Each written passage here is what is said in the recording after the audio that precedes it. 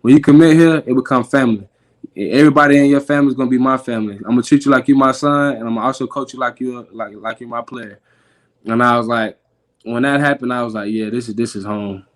This is home because out of all the coaches that recruited me, they were more worried about, oh, how's the season going? Oh, what you been doing to get yourself better? Da, da, da, da. And it was more about football, and it was never about family. And me growing up the way I grew up without having a great father in my life, it was like, yeah, I need family. That needs to be my number one thing. Family, family, family. Like I would. It would probably be a piece of like people say, your mother will always feed you before she feed herself. It was the opposite for me. I would always make sure my mama ate before I ate. Hey guys, it's Terrence Man. You're listening to Hear the Spear, presented by Noel Game Day. Go Noles. Hey, what's up? This is Peter Ward, aka E-Dub, in the house. So we're listening to Hear the Spear, presented by Noel Game Day. Go live, go Noles. Hi, this is Charlie Ward, and you're listening to Hear the Spear, Go Noles. This is Terrell Buckley. You're listening to Hear the Spear, presented by Noel Game Day. No Bloody. But perhaps better known as the greatest corner to ever step on a football field, Deion Primetime Sanders. Great Deion Sanders, my brother. What's going on, man? I could wake up to that greeting every day, man. That was awesome. Hello, Noles fans. This is former Seminole Derek Brooks, and you're listening to Hear the Spear, presented to you by Noel Game Day. James Wilder Jr. What's going on, James? Thanks for having me on. SSOD, Florida State or Die, and go Noles. William Bar None Floyd. Gentlemen, what's up?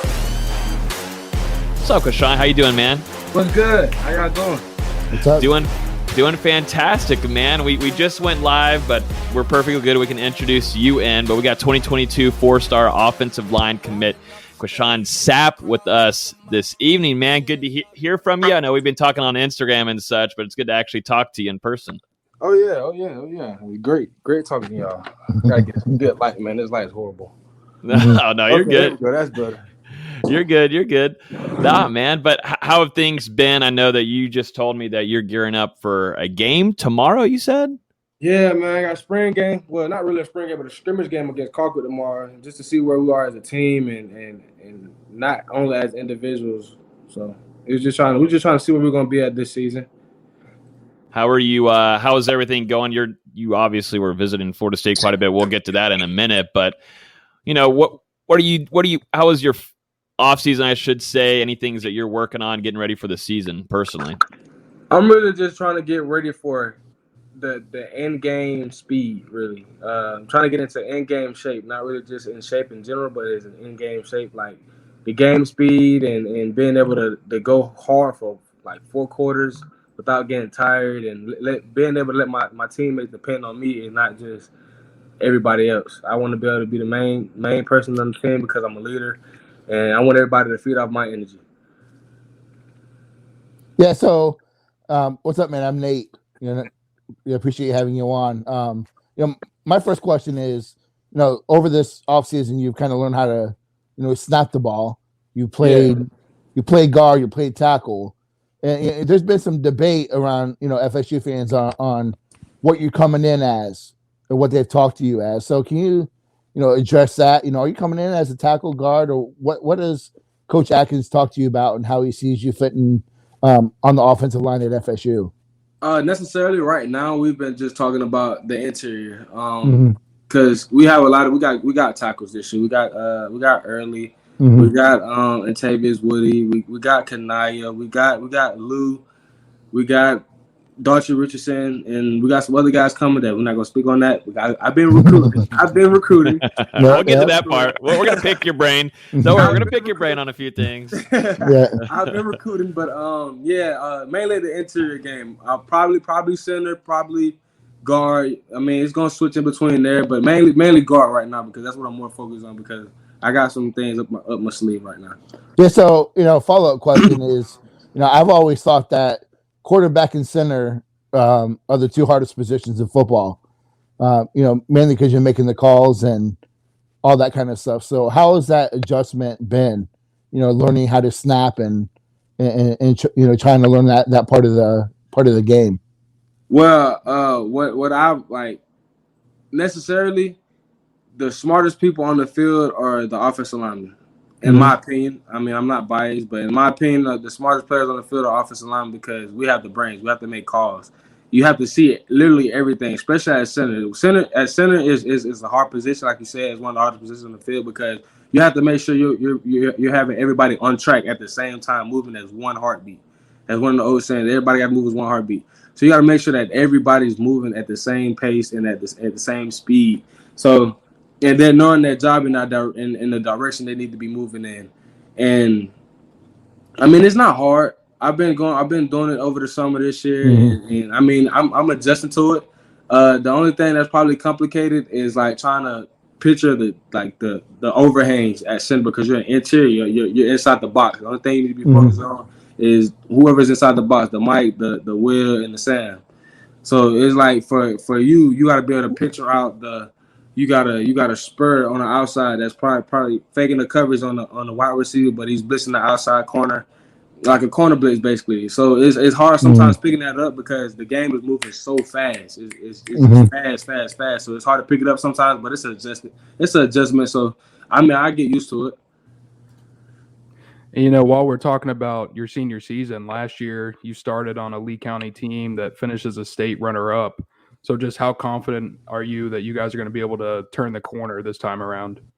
I mean, I'm very confident in my team this year. I'm never going to doubt my team because that's if you're doubting your team, then you don't have no self-confidence for yourself or your team. But I feel like we're going to be good this year. This is why we're playing in this scrimmage game tomorrow to see what we are at as a team and seeing what we need to do to improve to make our calls better and our fronts. Just to see what we are, see where we're at. And because of that, like last year, it was like you said, we was a state runner up. We had the best offensive line in the nation of high school football, and we're all over the social media. Lee kind of has this, Lee kind of has that because we were so like big on connecting together as an offensive line. So where the quarterback don't have to stress in the backfield.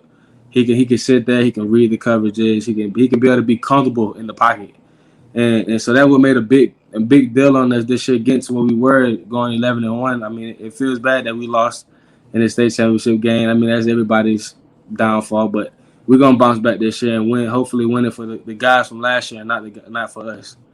Qae'Shon, I got to go to this comment down here, and I was going to bring him up earlier, but. Check out the background back here. I know you've been on IG Lives. I've been catching you cutting up and, you know, you're listening to music and such. But tell us a little bit about that background, man. Who did that for you? Actually, this was my mom's idea. Oh, it's always the moms. The moms always hook it up. Yeah, it's my mom's idea. She wanted, I mean, that's not all. We have we got the pillow. Yeah. Even the curtains. Hold up. You even got the garnet and gold curtains. So man, we're locked in, man. We're locked in. We're locked in. We're all Florida State, man. There's no you want to see no decommitment from me, none. No, I'm Florida State in the flesh. Tell me about that because we've seen a couple guys lately, like McCall, also say, you know, it's locked in, locked. You know, some people are wondering why he was going down to Florida, and you know, it's FSU to where they're always going to spur up anything. But you know, it seems like a lot of guys are, you know, trying to lock this whole recruitment down. Is that a Norvell kind of effect, and the rest of the coaching staff? I wouldn't say it's a Norvell effect. I say it's a climb effect. Okay. I say it's the climb effect because consistency is key of all relationships and brotherhood. That's all that's at Florida State, brotherhood. And you can ask a lot of players that I've recruited, what's the biggest thing about Sapp? Brotherhood. Because I've grown up with 3 older brothers, so I don't have no choice but to learn what brotherhood was. So it's hard growing. Like I said, I grew up 3 older brothers and with a single mom. So you have to realize that these are your guardian angels, and they're gonna take care of you. So these are your brothers. They're gonna stick beside you 24/7, no matter what. If you're right or wrong, even when you're wrong, okay, they're gonna go. After that, they're gonna go back and tell you you're wrong. But at that moment, you're right. So it's about brotherhood, and they realize and they see that. Mm-hmm. Now, you know, you mentioned that when you went public that you were, you know, silently committed for a little bit of time. So, you know, walk us through how that all happened, when that happened, and was it hard to not go out there and say, hey, I'm committed to FSU? It was hard. I'm gonna tell you the type of person I am during my recruitment process. I was a troller. I was a troller, and so I actually committed April 2nd, and that was during when we had spring break. I committed April 2nd, and I was in Norcross, Atlanta. I was visiting with my god family, my second god family, and I walked out the house. They was like, "Why are you walking out the house?" Like, I gotta make a call. Calm down. I gotta make a call. And what all happened was, Coach Atkins. I was in school. We were getting out for school. Coach Atkins actually called my brother, my third oldest brother. Like I said, we're brotherhood, so all my brothers are gonna be included in my recruitment process. Well, two of them still aren't recruited. Well, he got that one. My third oldest brother, he got him that wasn't included into my recruitment process, and he called him. He was like, "Yeah, man, we want you to be a part of his recruitment. I know you got stuff going on yourself and his personal problems, but at the end of the day, we want you to know that you're part of the family and you're part of this recruitment process along with your brother." And my coach texted me. He was like, "I just got off the phone with your brother Dion." I was like, "You just got off the phone with who?" He was like, "You got off the phone with your brother Dion." I was like, I told my teacher, I was like, "Man, I step out of class real quick." And I called him. I'm like, "Coach, you tell him you just got off the phone with my brother." He was like, "Yeah, I got the phone with your brother." I said, "Coach, there's no way you just got off the phone with my brother. You don't even have his phone number." He was like, he sent me a screenshot. I'm like, "Bro," I said, "My mama gave it to you." He was like, "Yeah, I told you." He said, I told you. When you commit here, it become family. Everybody in your family is gonna be my family. I'm gonna treat you like you my son, and I'm gonna also coach you like you're my player." And I was like, when that happened, I was like, "Yeah, this is home. This is home." Because out of all the coaches that recruited me, they were more worried about, "Oh, how's the season going? Oh, what you been doing to get yourself better?" Da, da, da, da. And it was more about football, and it was never about family. And me growing up the way I grew up without having a great father in my life, it was like, yeah, I need family. That needs to be my number one thing. Family, family, family. Like, it would probably be a piece of like people say, your mother will always feed you before she feed herself. It was the opposite for me. I would always make sure my mama ate before I ate. So it was hard growing up as a kid the way I did with my three older brothers, but it's just family. Yeah. Go ahead, Nate. You were saying something. Yeah, I was going to kind of follow up with, I'm not sure if anyone else is going to ask this, but Dustin and I do the recruiting for a lot for No Game Day, but we hear a lot about Atkins and just his ability to connect, and kind of what you said is, he's done a great job of recruiting the hell out of the offensive line this season.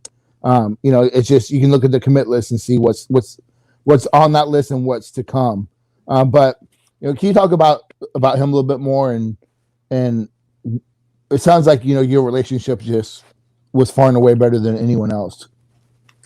Me and Coach Atkins' relationship is like a father-son relationship. He's like the father I wish I had when I was a kid, because he stays on me, and he's like a life coach. Like I deal with so much stuff on myself that I don't like other people seeing, because I'm so energetic and I love being around people. I love making people smile. That's the type of person I am. Because you have to show people that it's okay not to be normal like other people. Like me, I'm not normal. I still have my fun side. As y'all see on my live, I'm a goofy person. I'm a very goofy person. That's my actual personality. I like having fun. But it's sometimes when life hits you in the face and it's like, this is how it's going to be when you get older. And you have to sit down and realize, like, it's okay to be able to go through things in life and see the perspective of it. And that's what he showed me. He was like, you just got to sit down sometimes and think 3 seconds before you speak and before you have actions that you don't want to have, and just sit there and breathe. And he was like a life coach. And I was like, I ain't never had this before. And I just wanted to keep it.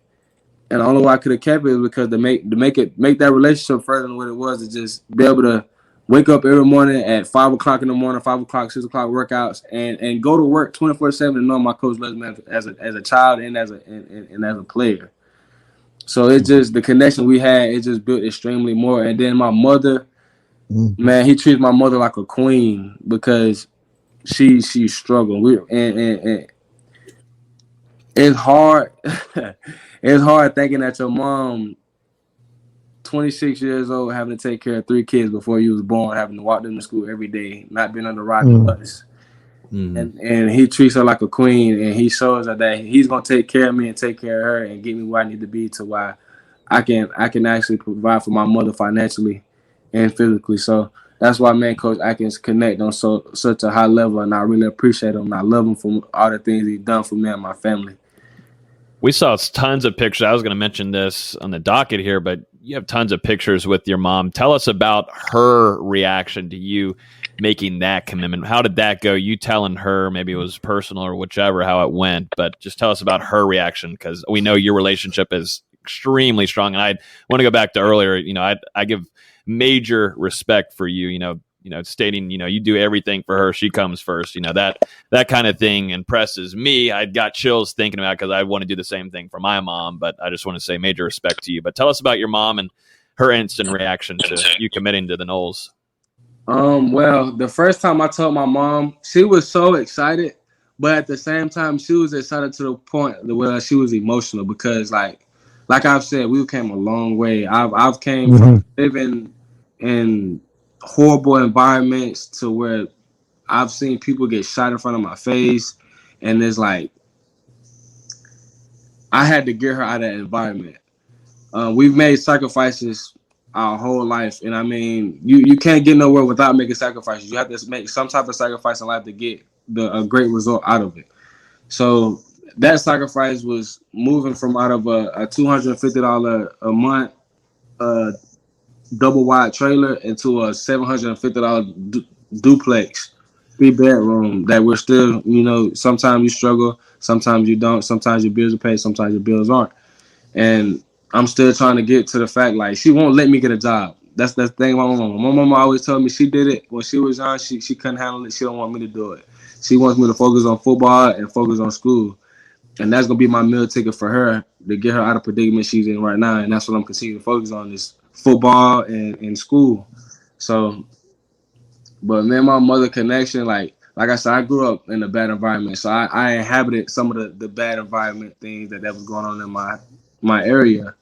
And I stayed in trouble a lot and stuff like that. And I lied to my mom. But if you sit and I sat there and thought about it, I was like, this is the only person I got left. So why would I continue to do something like this to her? And it just clicked in me. Like, over the years, I matured more and more and more. Like, I've been told I have the mentality of a 34-year-old. And I'm only 18. And that's a great compliment to be noticed as, because you can't say that about a lot of people. You can't say that about a lot of people. And just being able to see my mom, like, smile, even though I know she works a 9 to 5 every day or 7 to 9, just to see her come home and smile and be happy to see me when she gets out of work, even though her body's aching, her feet is hurting and stuff like that. I'm just willing to put my body on the line for Florida State and just get her to where she needs to be and just take care of her, because she deserves it. Go ahead, D'Lo, if you have one up there on the docket.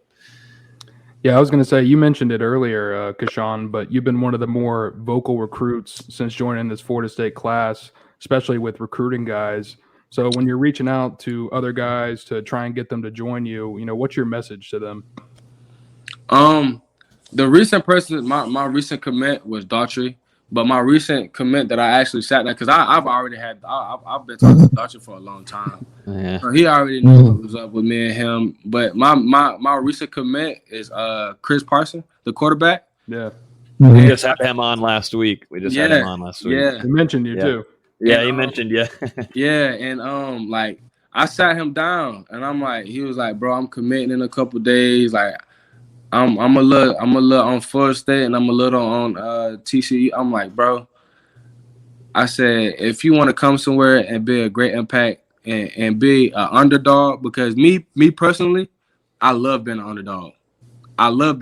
Since my 9th grade year, I've always been an underdog. I haven't started my first year of football until last year, my junior year, and I blew up in 1 year, and that shows you how much of an underdog I am.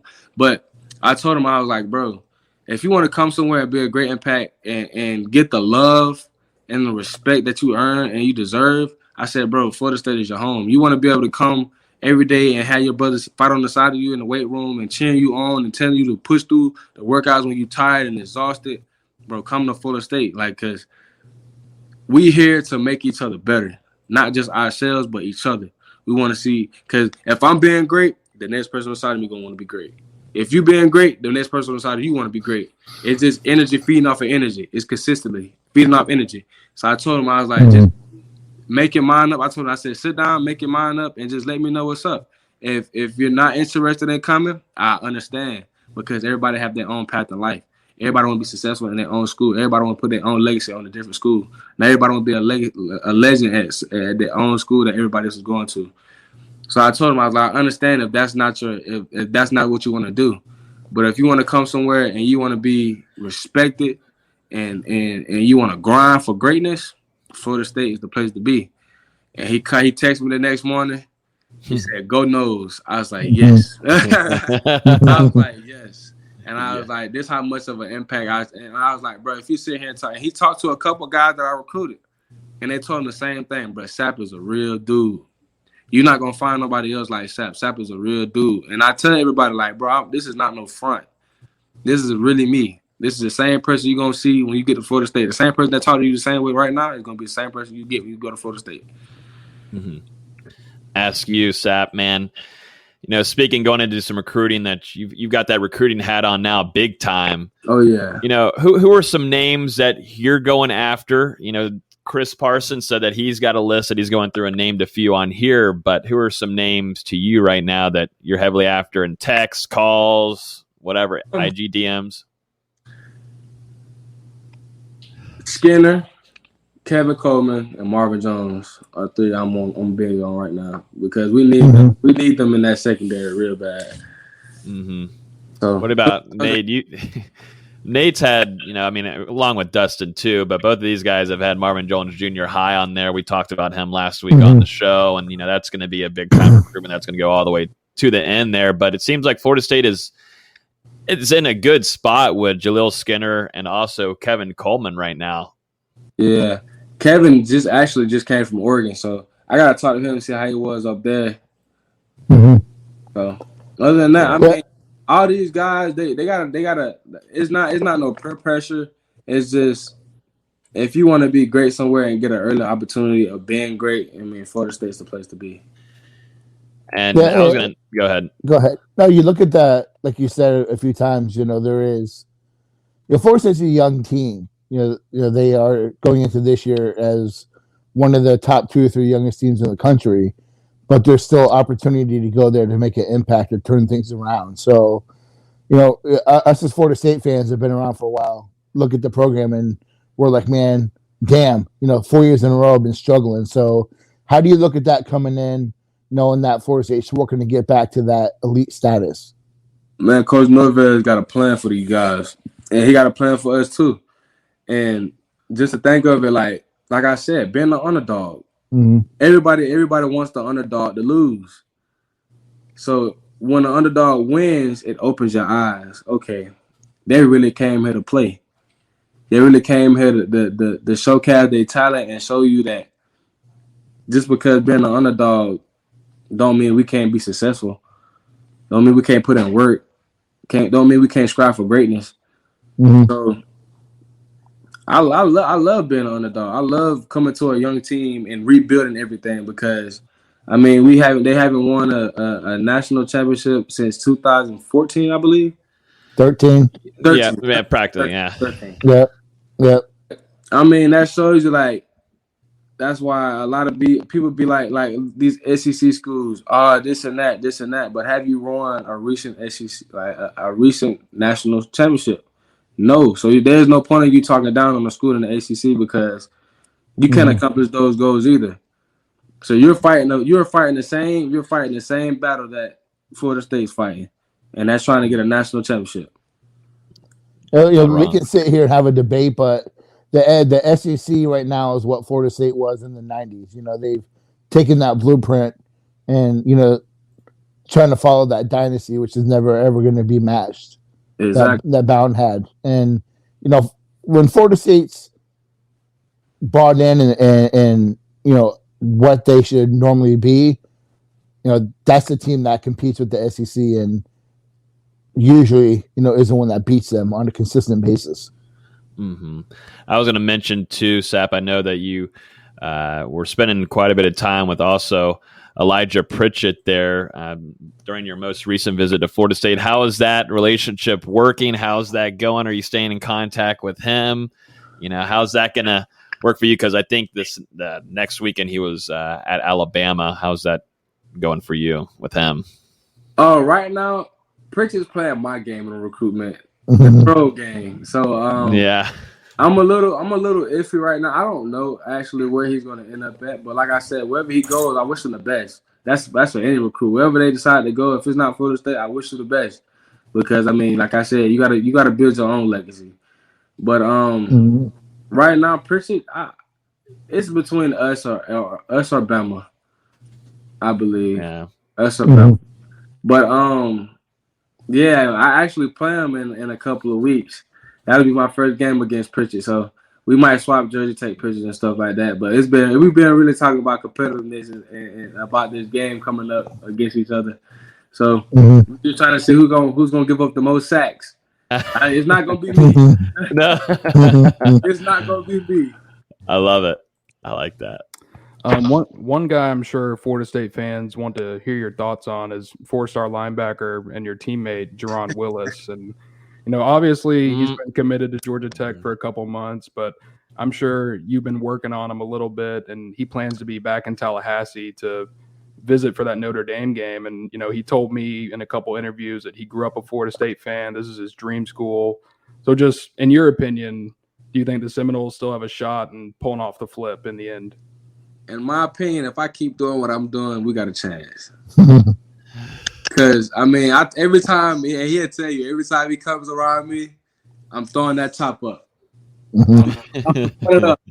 He was like, bro, get over. I'm like, nah, because, like, okay, so it was one day we had practice. We had early morning practice. We got in there like 5:30. We didn't start practice until about 7 because we had film, we had meetings. And he came back downstairs and had a Florida State shirt on. I tried to get a picture. of him. I was gonna post it on social media. So he was like, bro, turn your camera off. I was like, dang. But yeah, man, I mean, it's gonna be hard flipping him from Georgia Tech because I mean he got a lot of love down there. But I told him, I'm like, bro, this is your home. You was born to go here. You've been a Florida State fan all your life. But I get what he's saying though, because I'm the same way. I grew up an LSU fan. I'm from Louisiana. I'm from Morgan City, Louisiana, in a million. So I grew up an LSU fan, diehard LSU fan, and like it's different when you're in a recruitment process than when you're out of the recruitment process, because it's like the school that you grew up loving might not show you the amount of love that the school that you didn't grow up loving. So it's hard to pick and choose between that, but I think we got a shot at him, hopefully. Yeah, that's a talented guy. Yeah. So what are some of your goals? You got your last season in high school coming up. So what's like your top 3 things that you want to achieve?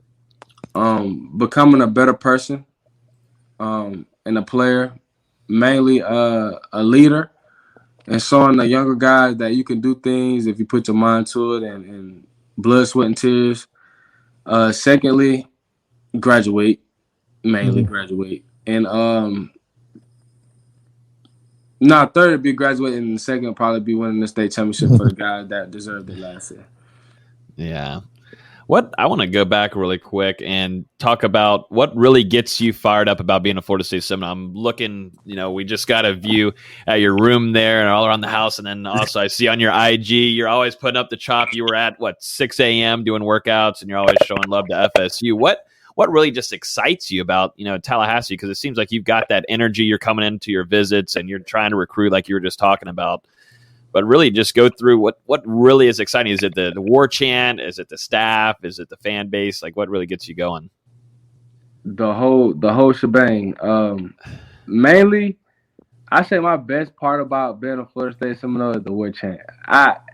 It's unbeatable. Like, who doesn't love the war? Who doesn't just love just sitting there throwing a chop up 24/7? Like, it feels good. And then another thing is like this accomplishing a life goal. And it's another step of a journey that you have to accomplish to get to where you really want to be, and the goals that you set as a young child, like I've said. And I mean, being a Florida State Seminole is great because you got a lot of people behind you that's willing to fight for you the same way you'll be willing to fight for them too. So that's my opinion on being a Florida State Seminole. It's all chops 24/7. So you're from Georgia. I don't know if you listen to our podcast, but I claim being the first one that was on the Travis Hunter train on being the best recruit in the class. And I think he's the best player in the last 5 years. Oh yeah. So what are your thoughts on a guy like that just, he's a pace setter, on either side of the ball. And frankly, I love his ability to talk smack and his confidence. So, how do you view Travis and how's your relationship with him? What really made me and Travis click on my first visit is they had the spring game at Florida State. They did the garnet and white game. And when I first this is my first Travis was recruiting me. That's crazy. Travis was recruiting me. And he was like, bro, come on, bro. We need you, dog. We need you. You be the first person, the first offensive lineman to commit. We need you. I'm like, okay, bro. I was like, we gonna see. I said, I'm coming to the spring game. Let's see what y'all talking about. Let me see. I'm just trying to catch the vibe from everybody as a recruit. Nico. This was when Nico was committed. We had DeMar Austin there. We had what's his name? The quarterback. I can't remember him. He committed to North Carolina State.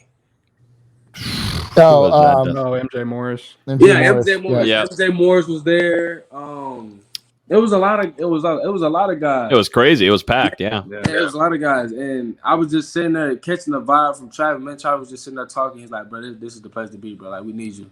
Like, this is not even just me talking. This is just like me, like, shooting to you 100%. We need you. Like, you'll be the start of the offensive line. Like, you'll bring everybody together because your vibe and like your confidence, bro. We need it. It's key. And I was like, we're going to see. And when I committed, when I said he was probably the most excited person on this earth, man, he was just blowing my phone up with the Seminole. I'm like, let's go. It's time to put in some work. It's time to put on this recruitment hat and let's get to work. But I look at myself. I look at a lot of me and Travis. I see myself and Travis a little bit because of the cockiness and the confidence he has. I'm the same way.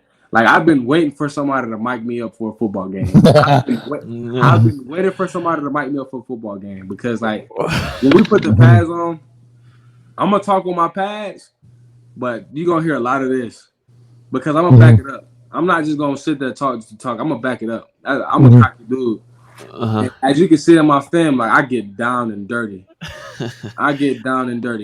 We literally did a whole video, me and Dustin on here did a whole video looking at the most recent commits, and you're also in there too. But, we were able to have a result that literally it is a very physical group that's going to be in the trenches in the future. It seems like some mean guys. They play smart, but they're mean. You're going to play till the second whistle until you're getting called, off the second whistle. Like, it's a mean group that's coming up in those trenches. It seems like that's what Coach Atkins and Norvell and Dillingham want. They want some mean guys up front. Play smart, but play football. Bring back that physicality. It seems, Florida State is the last 5 years, let's all be honest, the offensive line, it gets a bad sheet on everything, but it seems like they want to bring that nastiness back up there.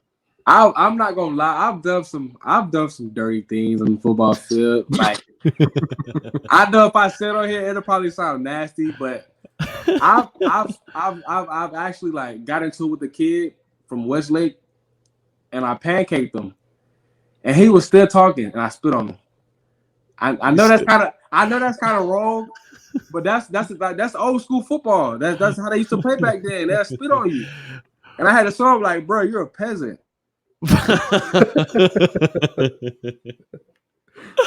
Okay, first I heard that you were standing on him. I was like, damn, that dude's getting crushed. I didn't hear the spit bar. Man. What was he saying to you, though? It all really depends. Was he talking trash? Yeah, and he was talking smack. I'm like, bro, you're not doing nothing. And there was one play we had. This was right after the play I spit on him. We had a play. It was our quarterback. He couldn't get the ball off. So we ran man coverage. And when I ran man coverage, I I held him up good, and the quarterback ran around. I said, "Yeah, you dummy." It was funny because he couldn't get off the block. Like I had him hooked up. Like I'm talking about, I had him tied up inside the body. I'm squatting low. I had him real good. He couldn't move, and he was like, "Bro, you lame." I said, "You're a dummy." I said, "You're a dummy. You think you can touch my quarterback?" Like I gave up my first time. Giving up a sack was against Lions, and after that, I never gave up a sack afterwards. No. One of my favorite players ever is Timmy Jernigan, and he had a great past of being nasty and went into also practices, which we got to hear stories from about him being pretty brutal and mean. But I like that physicality. When I think Florida State, I think mean and nasty. Play smart, but still take care of what you got to do and be mean up front. Yeah. So I love it. I like it. I like that kind of energy. Yeah, man, it's a game of football. You got to be mentally and physically tough. It's mainly a mental game. Yep. You got to get out of your sometimes. Like you can't be so uptight. You got to get loose. That's like I tell a lot of people. My mom told me this is why I play the game so good. She told me to contribute the season after my cousin because my cousin was the reason I actually started playing football. Without him telling my mom to let me play football, I would never be playing football. Mm-hmm. But I contribute my season to him because he passed away, and that was my favorite cousin out of my whole family. Like I could talk to him about anything that I can't talk to people about now. But that was one reason. And the second reason was my mom said every time you get on the field, picture the person in front of you as the worst person you ever met in your life. And I picture that as my father. So every person that gets in front of me, is that picture of him is implanted on that person's face every play. Yeah, and not to get too heavy, but I grew up with a single mom, twin sister, kind of the same thing. My mom used to tell me the same exact thing. Picture that person you hate the most, and like you, what was my father? Man, my first football game, I got kicked out because I grabbed the guy's face mask and threw him into the sideline. But that physicality, like you said, it is football. It has a right place for it. But that's what's been missing at FSU is that mentality of when it puts you in the dirt and when to keep moving forward. And it's exciting for me that I'm a little bit older than all y'all. I've seen the dynasty. I've seen the drop down when Bowden left, and then Jimbo's, they're the climb back up to the top. And I've seen the last few years, so it's exciting to see that mentality that you have. That hey, one, I'm driven to be successful, so I'm going to do the right thing. 2, you're mature, and 3, you just want to get down on the football field. It's great to see. Mm-hmm. Yeah, look, man. I be so ready for the football season here for football season to get here because I be having so much stuff built up inside me. I can actually just get it out. I feel bad for the kid. Feel bad for the kid that's in front of you the first drive. Prayers to that kid. Yeah, and we definitely appreciate you coming on here tonight, answering our questions, opening up. And I think my last one for you is just, you guys already have 6 offensive linemen committed in this class, including yourself, before the season has even gotten started. So just how important is it to keep this group together moving forward, and how close are all of you guys with one another? We're really close. They really, like I said, a lot of people feed off of me. So they're all feeding off of me right now, and it just goes to show you that like I could put a very big impact on a lot of people. Oh, I don't like that. Don't go to the taco film. No taco film. Not this one. We can't go through this one. Oh man, bro, the guard film is so magnificent. Like, hold up. Let me find it. Let me see. You can probably fast forward through it, but they all love me. I told him, I'm like, bro, if you need anything, like money, like you need something, if you need some food, if you need me to DoorDash you some food, bro, you hungry, you out of town, you need something to eat, bro, just call me. Because, I take care of it. Because I take care of them, they take care of me. That's just how it is. Like, we're family now. So. Mm-hmm. I love bringing up some tape. I love bringing tape. Now it's probably, I put it to the middle of this. That's tackle. I pancake that kid. Watch, I'm going to run all the way to the front of the field. I remember that one. You can see him. I'm going too, boy. Oh, you're still running, yeah. Oh yeah. You ain't that goes to show you not a lot of big boys can move like me. I got quick feet. What's going on here? What's this? This tackle. Linebacker Linebacker came up. I think this is the tackle fan. This should be guard film out there. Now y'all got me want to watch it now. I'm just sitting here and watch it now. That's why I love bringing up tape. I love watching my film. Okay, here goes some guard right here. That's just climbing up to the next level. I ain't really doing nothing on that play. That just showing you I can go up to the next level when I need to. Yeah. This right here, I was working hand games, chop, replace. Yep. Why it's so laggy? Moving up. I think double team to the linebacker, just going up to the next level again. Now running. Yeah. All the way down the early part. I pop up. Okay, this kid right here was like 340. 340? I'll go back to him. Yeah. 340 pounds ahead of you. Let me see. He was a 340 nose guard. I see that. So right there. When I pancaked him, he was like, "Yeah, bro, you got me." Oh, I can see he's a big cat. Oh yeah, you did. You drove him. What'd you say to him? Sit your ass down. Nah, I started clapping. I got one play against River Ridge. We played River Ridge, and I actually did like my actual celebration. Y'all gonna see it a lot this year. I got my own celebration. It's the gorilla. Yeah. So I banged my chest and smacked the ground. Is that gonna come to Florida State, you think? Oh yeah, most definitely. I hope they don't call a flag on me though. They will. I know, right? Oh, you're in the ACC, Santa. You'll get used to it. You're in the ACC, but no, we'll definitely. I love this. I think definitely whenever the season starts, getting you back on here too to get a feeling of how your season's going, and then also your continued recruitment at Florida State. It's 100% locked down, right? It's done. It's over. Recruitment's over. The coaches should stop contacting you.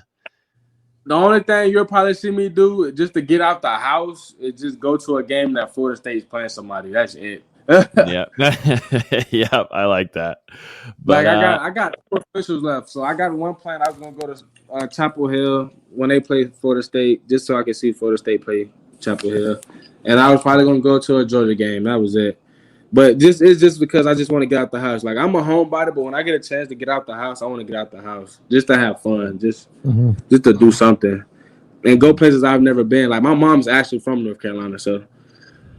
Yeah, I think that's a great idea. Take advantages, man. You got this awesome opportunity. You're locked in, obviously. And Carlos Williams, who's on here, used to be our co-host, it said, he was locked into Florida State, but he took advantage because talented guy. Why not go see these different parts of the country, man? You've got that opportunity. Take advantage of that. So I think that's great. And safe travels when you do. Stay healthy this upcoming season. We'll be covering you, and we're excited to watch you. And best of luck to your team, too. We've seen that you've been putting in some work. So best of luck, man. Thank you so much for coming on for about 45 minutes, man. Appreciate it. Hey, man. Be good. Thank you. I think his audio went out there at the end.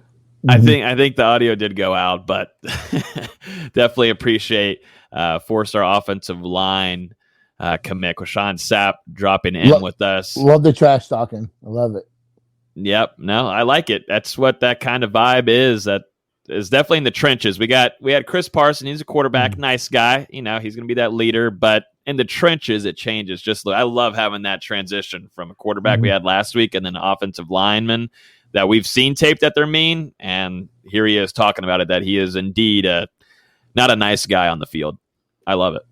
Yeah, I was very impressed, especially with him opening up more on his story. And, it really seems like this is a kid that's motivated to make the best out of his situation. So excited to follow him during his senior year and can't wait to see what he does once he does get to Florida State. Yep. I give mad respect to what he stated earlier, talking about his mom. I love it. I got chills about it. And I'm sure you did too, Nate, about, that kind of mission that he's on. And I'm pulling for him big time. Hope he has a great season ahead. Yeah, man. Austin, man, your questions were just, phenomenal. Austin's doing a great job. Your foray into, interviewing recruits has just been going swimmingly. I went in, head first. Yeah, you're but for real, let's be honest. Let's just keep it real. Florida State has struggled on the offensive line recruiting wise. Here comes the kid that, has everything that they need. He's got versatility, plays with a mean streak, is still learning the position, and seems like he's very coachable. And the thing that I agree with what you said, Logan, is that he's driven. So he's going to do the right thing, and he's going to work his tail off just because he has a purpose in life to make his mom's life better. So this is a kid that's going to keep his head on straight, going to do the right thing, and he's going to continue just to develop into a really good college player. Absolutely. Speaking of, again, go ahead. Sorry. Once again, I mean, Coach Atkins, you said it earlier, Nate, but the way that he can connect with these kids and really just build that relationship. And, we've heard it from so many guys that Coach Atkins was the reason that they came to Florida State. And I mean, the more you hear guys talk about him, the more you can tell why. I mean, he's a real ass dude. Mm-hmm. Speaking of the offensive line, another 2022 commit. Most recent one is going to be a top 10 interior lineman, Jalen Early. This was a big time target for Florida State, 6'4", 320 out of Duncanville, Texas. Going to be playing against some good competition this upcoming season. Nate and D'Lo, this is a big time pickup once again for Coach Atkins. I feel like Coach Atkins, will he have a statue by 2023? I mean, this momentum, and we had a lot of thoughts about Coach Atkins. We'll talk about Early here, but we've had a lot of, expectations, and we heard really good things about Coach Atkins, about his time at his previous stop. But I mean, the momentum that he's on is crazy, and he's able to land early here in the 2022 class. Yeah, and honestly, after I got the chance to speak with Jalen a couple weeks ago, I felt pretty confident that he was going to end up at Florida State. It really felt like the main contenders here were Ohio State and Texas Tech. And in the end, I mean, you said it already, Logan, Coach Atkins, that relationship had a big impact on him, and his official visit with his family went really well. And he's another guy, we had Sapp on here and we talked about Jaron Willis being teammates with him. Jalen Early had his teammate Jarrell Powers already committed to Florida State and in his ear trying to get him to join the class. And, all those factors in the end paid off in FSU's favor. And he's a true tackle prospect. I think he's probably a right tackle at Florida State. And, I think he's a guy could potentially, I'm not saying start next year, but I think he could see some time next year depending on how he comes in and performs. Yeah, I definitely think he's college ready when you look at his physique and his build. He's coached up really well. He is definitely going to be one of the most college-ready offensive linemen that Florida State brings in. And I look at him as a guy that can play guard or right tackle. I kind of like him in the interior, but I also like him. I like him at tackle. It's intriguing to see what he can do at guard because he is a big guy that moves so well. And for me, what I think made me feel that it was a done deal when, he didn't really go to that Penn State visit. There was talk about him going to Penn State, and when that didn't happen, I felt really good. Florida State felt good about that for a little bit. But it's another feather in the cap, another blue chip guy. That Coach Atkins, who I think right now has got to be considered one of the top 3 recruiters in the country right now with what he's done at offensive line and what he's done for FSU's recruiting period. So great gift for FSU. I don't think Florida State's done on the O-line, just like, Qae'Shon said. I think there's 1 or 2 more guys that are left to land in this class. Yeah, it's a big offensive line class, but, expect attrition after the season. And, they need it. They need to bring as much talent and competition to that offensive line. So, big feather in the cap for our boy Coach Atkins. Absolutely. Well, speaking of boys, that's your boy there for Atkins, Nate. This is your guy. You get the room here, the whole floor to talk about him. You've already said that he's the number 1 player for the last 5 classes, but officially written down right now, and he'll probably stay that way with his season coming up. Travis Hunter, 5-star commit, has been named the number 1 player in the country per 247 Sports. Finally, it's happened. felt like this should have happened a long time ago. This whole thing, it's kind of a different kind of story where you've got Quinn Ewers. He's elected to forego his senior season, 5-star quarterback, and he's going to be going to Ohio State this summer. But still, I mean, Travis Hunter, he deserves this ranking, most certainly. Nate? Yeah, I get it. Typically that's designated for quarterbacks and defensive offensive linemen. Rarely do you see, DBs rated that high. But, we've talked about it so much on this podcast about how special of a football player this kid is. He's the best football player in the class. Even with Quinn Ewers still in the class, I think Travis was number one. Now the kid deserves his 1.000 rating because, no recruit's flawless. Everyone has things they got to work on, but, I haven't seen a more college-ready player in quite a while, probably since Derwin. And, I'm a little bit of a homer that, I was a huge Derwin fan, but this kid is so special on either side of the ball. To be the number one cornerback and the number one wide receiver in this class, he finally gets what he deserves, and I expect him to just prove it on the field this season that he's without a doubt number one player and has deserved that rating the entire time. He's done it in the 7-on circuit, he's done it in the camp circuit, and we saw in spring where he did it in the spring with the pads on too. So sky's the limit with this kid. I can't wait for him to be at FSU. Yeah, he deserves it all. And one thing too that you had the new website On3, whatever it's called. They named Marvin Jones Jr. their number one player in the country, which I thought was interesting. Yeah, what was your thoughts on that? I came into this cycle that he is the most important recruit, mainly because of family.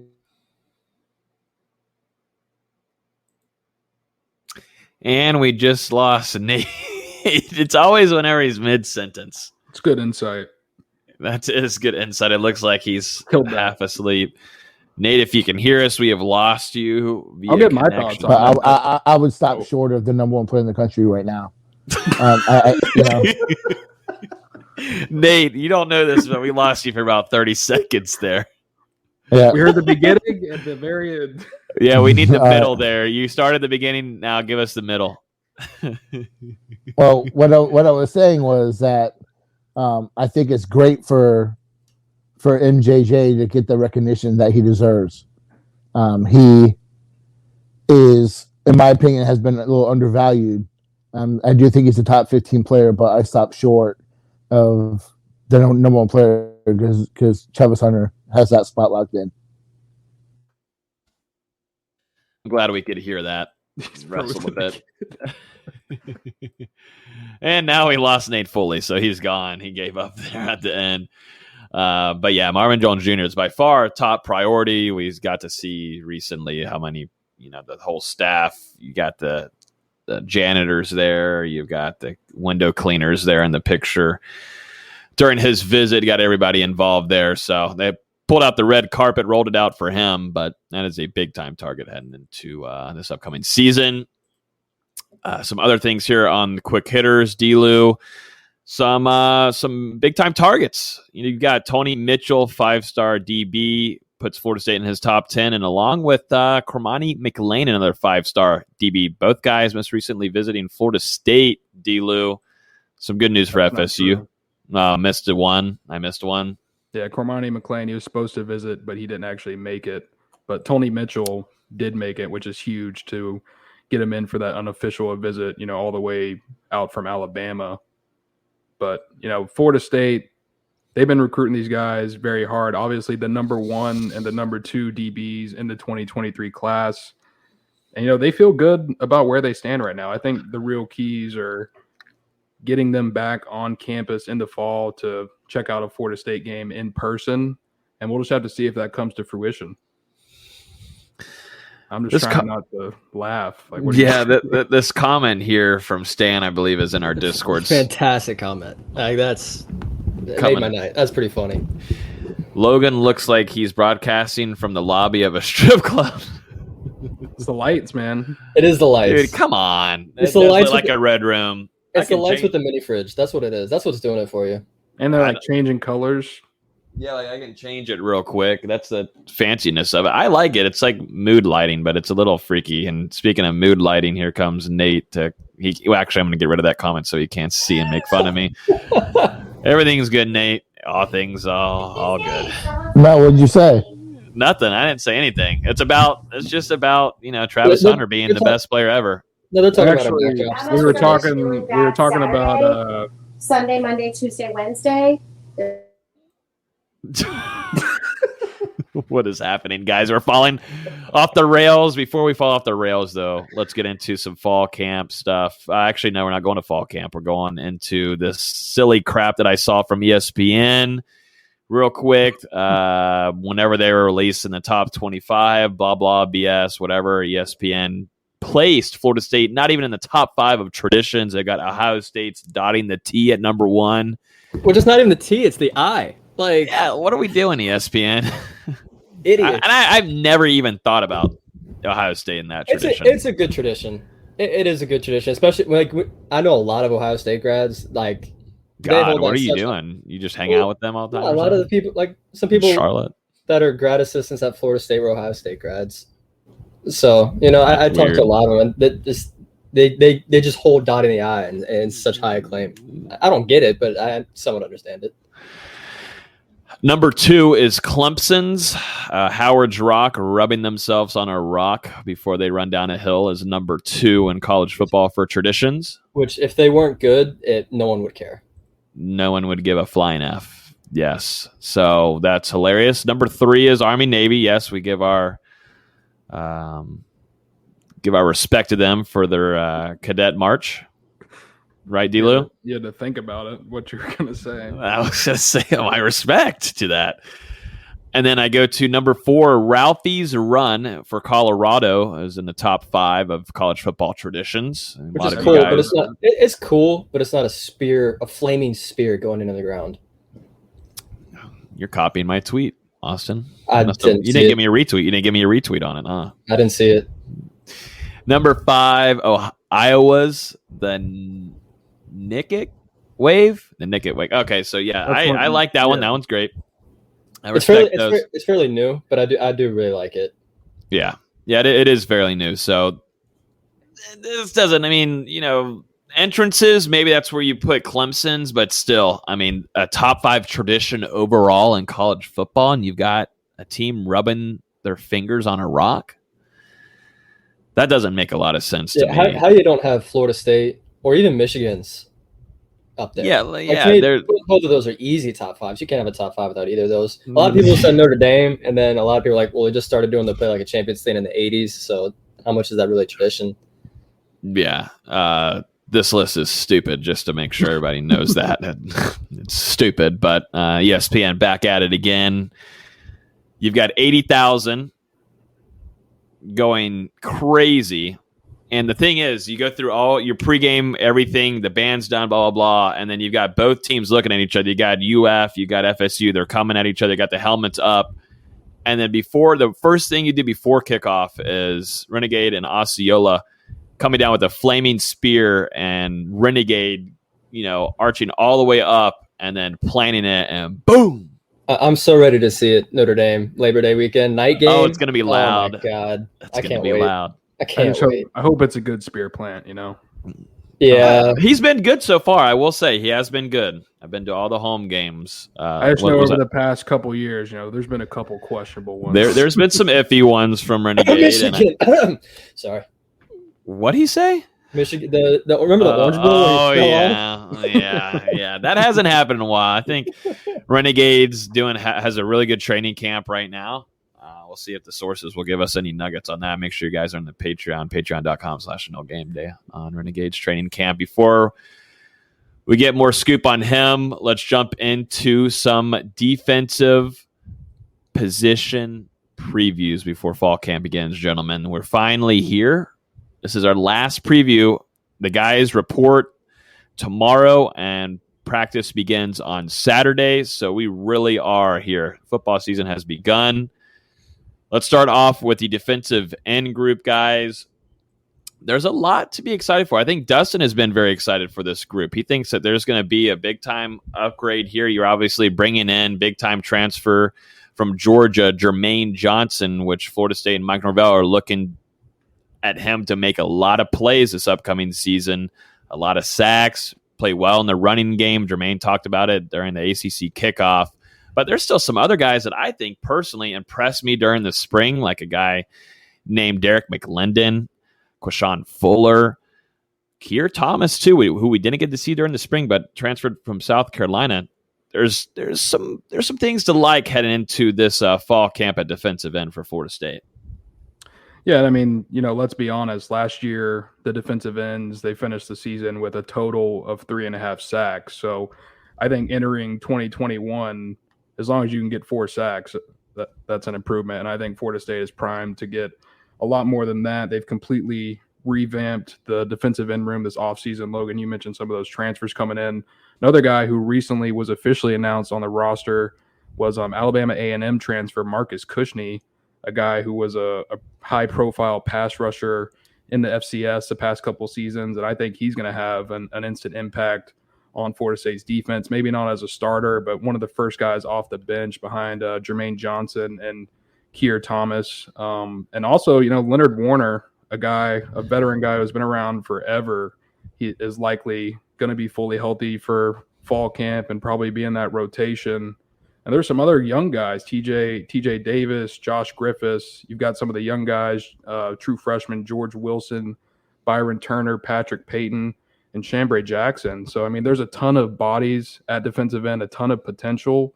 And I think it really helps to have those guys at the very top who have that veteran experience. They're proven college players, and then the guys behind them can kind of fill in as they start to grow into their roles. Yeah, Jermaine Johnson is coming in. He's come in great shape. That dude looks like a monster, and he's looking to get to the league. This is his money season times 1,000. He wants to make plays. He wants to make plays on national television, and he's got the chance to starting off against Notre Dame. But Florida State and Adam Fuller are going to look at him to make some big-time QB rushes. Man, that's just been the problem for Florida State. We were thinking last season, you've got the mob coming back for a second season in a row, but it just did nothing. It was piss poor, and if Nate was on here, he'd probably say even worse, but it just was pitiful. It was sad and disgusting to watch, and that's just not what you think of when you think Florida State defense. You think guys that are nasty at the D-line coming after the quarterback, but that made it to where this defense really struggled. They were struggling against the pass because there was no rush up there, and they're going to look at some of these guys and make plays, and I think there is going to be some surprises. I'm very high. I thought Derek McLendon had a great spring along with Fuller. I thought, Fuller has really looked better. His shape has gotten better. He's faster off the side of the ball. D-Lou, we were both at those spring scrimmages. Yeah, agreed. Qae'Shon Fuller, a guy who didn't play his first year in Tallahassee, but since then has really committed off the field. And like you said, Logan, been putting in the extra work.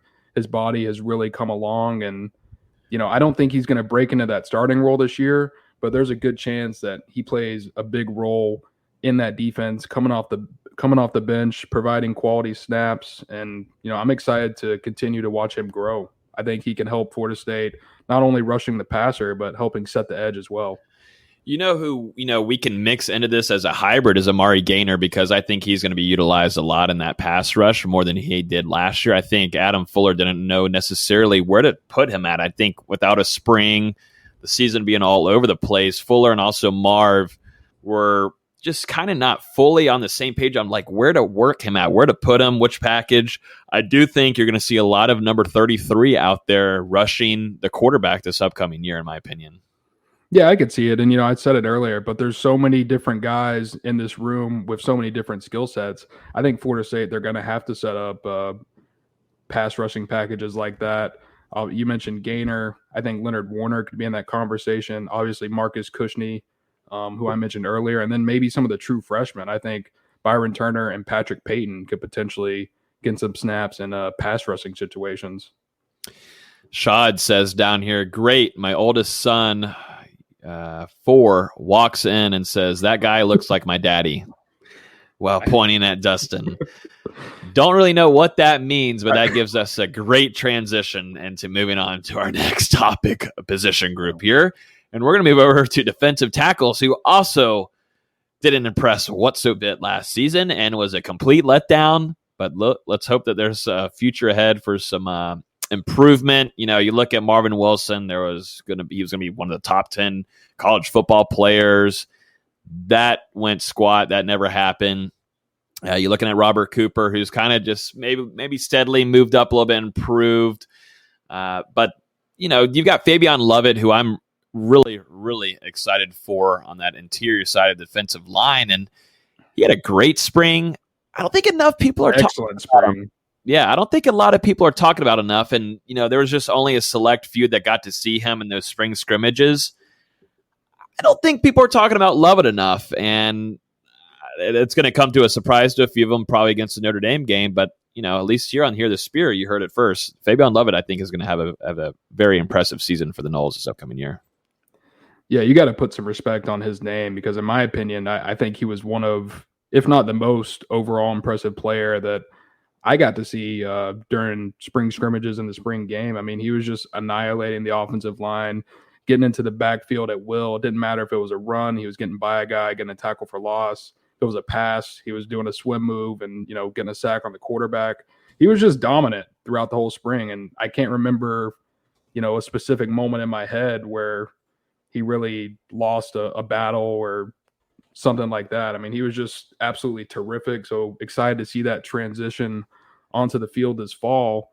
And, another guy who you really love, Logan, Dennis Briggs, who came back midseason last year, kind of gave a little bit of a boost to that defensive line and had some strong performances. Excited to see him continue to grow.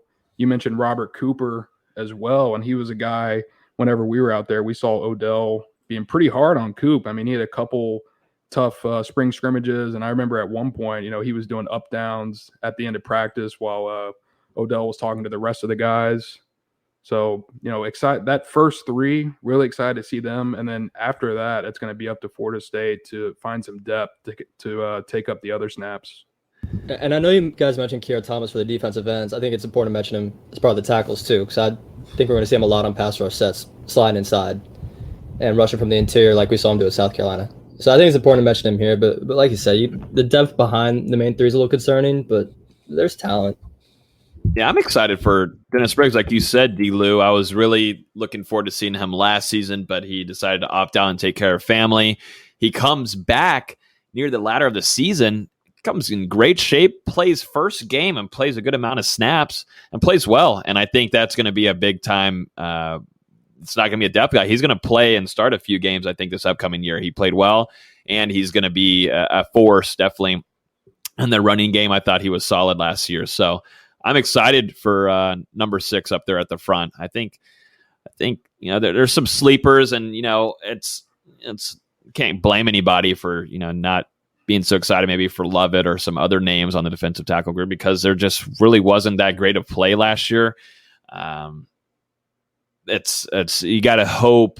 You've got to hope that there's an improvement there. There's got to be. It has to be, or this defense is going to struggle once again. You're not going to crack into that top 50. You're just not going to in the country as a defense. So that pass rush has got to be better. Yeah, and right now on the interior, you're really relying on Lovett, Cooper, and Briggs to stay healthy. Austin, you said it, but outside of that, there's not any proven depth. I mean, True Thompson, he's played some snaps here and there. Jarrett Jackson transferred in from Louisville last year. I don't believe he saw the field, and if he did, it wasn't very much. And Malcolm Ray, same thing. A guy came into Tallahassee as a touted high school prospect with a lot of potential, was impressive during his redshirt year during practice. I believe he was like the practice player of the year or something like that, but it just hasn't yet translated onto the field. And then finally, the guy I think I like the most of the reserves is true freshman Joshua Farmer, another guy who whenever we were out there, he had some impressive showings in the spring. So, those guys, Odell has just got to figure out how to get them to continue to grow and make that next step on the field. Yep. Let's move into the next position group here, gentlemen. Linebackers. This is an interesting one. You're bringing back your veteran guy with Emmett Rice. We'll see if he's fully ready to go. It was concerning to see him in the spring limping. Seemed to be a knee injury that he was dealing with. Although lately we've seen that he's kind of been jumping around and looks like he might potentially be maybe limited, if not a full go for fall camp. We shall see. But that is going to be a leader and a veteran there that finished off the season very well, played the run game defense very nicely to finish off the season. We'll see if he's fully ready to go. But then after that, guys, it kind of gets really young. You're looking at two big-time guys. You got DJ Lundy along with Steven Dix Jr., who got a lot of PT last year. A lot of people are hyped about Steven Dix Jr., and there's some things that, looking back at film, there's a lot of missed assignments and reads and such and not filling the right gap. But he's a dude that, is an extremely impressive physical-wise.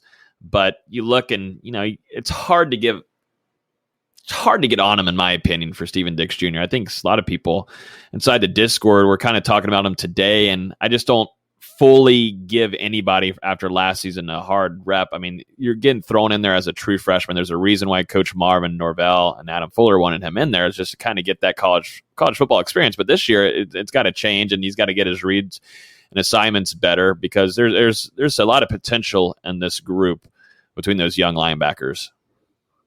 Yeah, I mean, we're critiquing a true freshman playing in a COVID year who didn't get a full spring or a full offseason.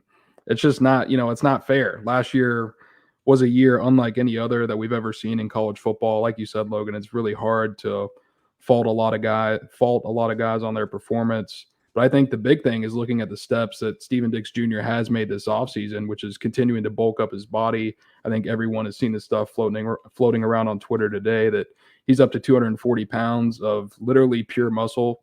Like, if I punched him, my hand would probably break. So, he's developed his body in the weight room. A big negative on him last year was just taking the wrong angles on tackles. And we saw that improve a little bit more in the spring. And it's just, it comes with awareness and playing snaps and continuing to grow. And he's just so young, but there's so much potential. And I think being able to take stuff away from Emmett Rice and the career that he's had at Florida State, and Amari Gaynor, learning from the experiences that they've had, is only going to benefit him.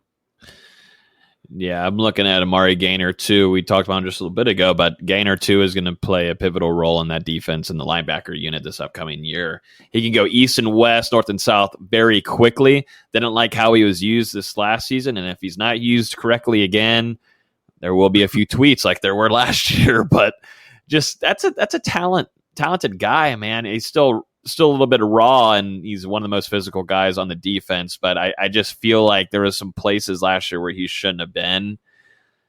Underutilized, I guess I would say. That'd be my definition of him last year. There's got to be a fix for that heading into this upcoming year for number 33, that Tallahassee native, Childs High School. Yeah, definitely. Yeah, like you said, there was a couple games where his usage was a little weird. Like, they were only using him in like the red zone, or and like his snaps were kind of limited in some games. It was strange. Lot. But there was some games where we had to talk after the game, D-Lou, I know, when we were doing instant reaction. We're like, did 33 see the field? What happened? What's going on? It was weird. I was like, what's going on? It's obvious, this coaching staff, the staff and the players last year on that defense, it just didn't really feel like they were on the same page. They weren't meshing with one another. And whether that is just a product of not having spring practice and being able to install that new defense, or not having the full offseason, not being in person together all the time, a lot of those things they had to do virtually for a little bit.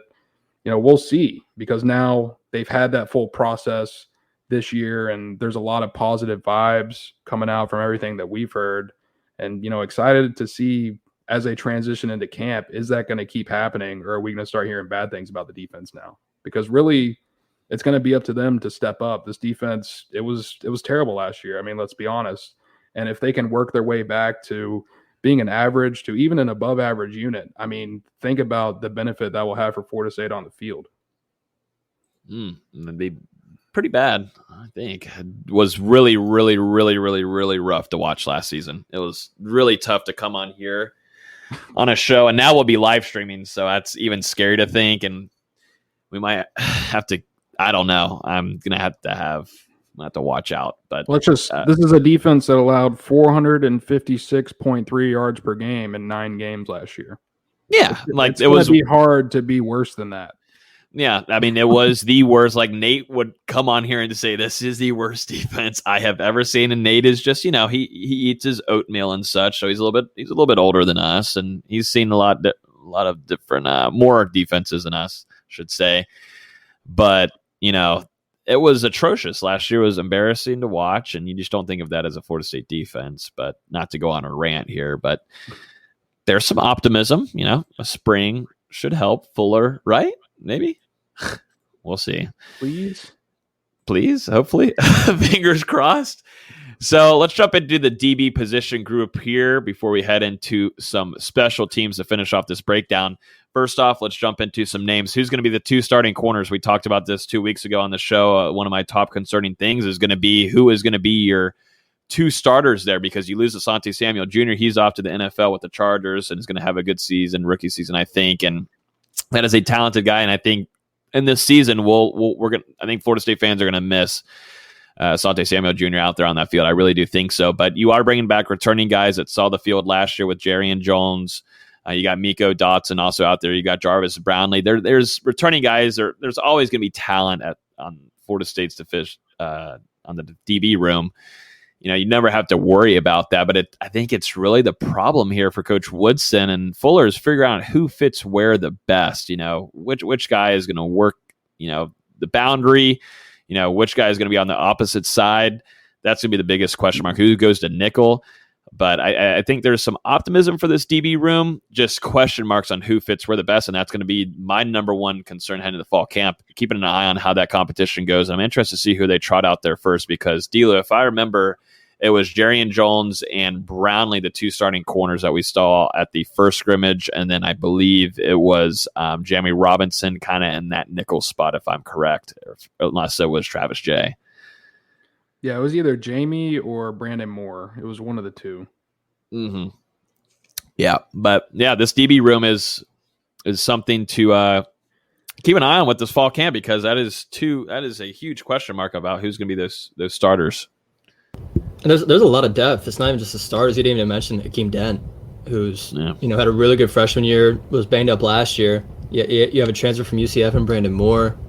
And there's a lot of depth in the secondary. How it shakes out as far as 2 starters, I would still prefer Brownlee to go in the nickel, and then you figure out your outside 2, whether it's Jarian and Dent or whoever. But there's a ton of talent there. Just how it shakes out, who knows? Yeah, I mean, on paper, this is probably one of the most talented positions on the roster. Not a lot of veteran depth. I mean, obviously, you've got Brandon Moore and Miko Dotson, who are going to be seniors who both transferred into Florida State. But outside of that, it's a lot of younger guys who are really just continuing to grow. I mean, you think about the flashes that we saw from Travis J. He looked like he could be an elite college defensive back last year, and he just got to keep putting it all together. A guy I'm really excited about, Logan, who we got to see during the spring, was Jamie Robinson, who is he's built like a linebacker playing defensive back, and he's going out there to knock your head off. So really excited to see what he can bring after transferring in from South Carolina.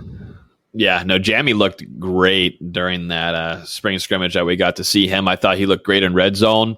And, the only few passes that were sent his way were deflections. And coming in as a transfer like that impresses me a lot. You're getting thrown out there with the starting group right away. That right there impresses me. And I like the way he's came in. He looks great. He's built well. And he's a guy that I think Florida State is going to have trotting out there really early on against Notre Dame. But you're stacked there in the safety room too, guys. I mean, like we were talking about, you've got Renardo Green. Does Akeem? We'll see in fall camp. There's some rumors maybe Akeem Dent. Does he trot back out there to safety during this upcoming season or fall camp? And then Brennan Gant, who, big hitter, if things work well and he gets down, not making mistakes here and there and causing flags, that is a guy that is extremely talented at the safety position. You got Travis J2 returning, who will be a starter there. Got the freshman Sidney Williams, who had some flashes. Yep, exactly. So that not even the corner positions, but also the safety room. You've got depth, and there's going to be competition. And there's one outlier. There's a guy called Damori Tate, who gets questioned. That's one of our biggest things on YouTube, Instagram. What's going on with Demore Tate? Where's he at? No one's talking about him, but he dealt with a whole spring injury. Didn't get to see him play. Haven't got to see him play in his freshman year due to a gray shirt situation. But if he's fully healthy, that seems to be one of the most talented guys in that defensive backfield.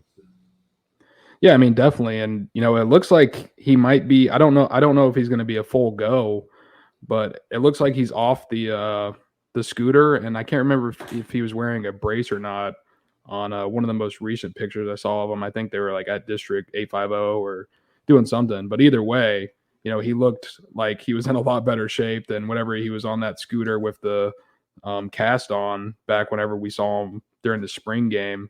Like you said, I mean, this was a guy, I can't remember if he was a 5-star or he was right on the cusp of being a 5-star coming out of high school, and really the crown jewel of Mike Norvell's first recruiting class at Florida State. Didn't get to play last year while working on academics. But, I mean, all the potential in the world to be that next great defensive back at Florida State. And it's just going to come down to getting past those injury woes. Yeah, that's the thing with him. Like you said, D-Lou, at the end of his recruitment, man, there was a lot of schools, big-time schools out of the SEC that were after him. I believe Alabama.